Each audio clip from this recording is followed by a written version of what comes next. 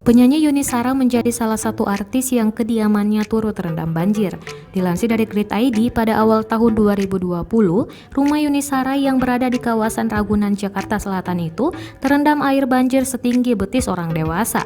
Akibat peristiwa ini, aliran listrik dan air bersih di lingkungan rumah Yuni Shara mati dan membuat sang penyanyi pun dilanda panik. Tak hanya itu, ia sempat meminta bantuan para relawan agar sang mama Rahmawi Dadiningsi bisa dievakuasi dari rumahnya yang terendam banjir. Rupanya Yuni Shara sempat mendapat firasat sebelum banjir memasuki huniannya. Hal itu ia ungkapkan melalui akun Instagramnya @yunisara36 pada Sabtu siang 4 Januari 2020.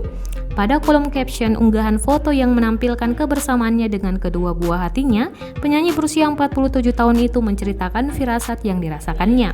Tanggal 30 Desember 2019, saya masih bekerja di Manado. Tanggal 31 Desember 2019 subuh, saya terbang menuju Jakarta lanjut terbang ke Bali untuk menyambut New Year Eve bersama anak-anak, yang kebetulan mereka sedang liburan bersama papa dan kakak-kakaknya, ungkapnya. Namun pada sore hari, pada pukul 5, Yuni Shara mendadak ingin pulang lantaran kepikiran ibunda tercintanya yang berada di rumah. Akhirnya kakak Krisdayanti ini memutuskan balik ke Jakarta malam itu juga.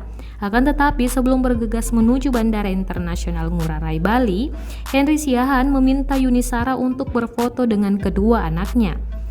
Pagi harinya, pelantun lagu Mengapa Tiada Maaf itu melakukan rutinitasnya di pagi hari. Setelah Yuni Shara selesai sarapan, para stafnya masuk ke dalam rumah dan menggulung semua karpet.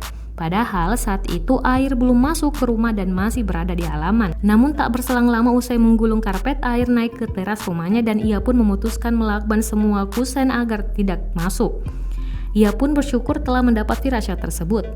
Melihat unggahan ini, pendangdut Iis Dahlia terlihat menuliskan komentarnya. Iis Dahlia justru tipe saat memberikan doa untuk temannya yang dipanggilnya Neti itu.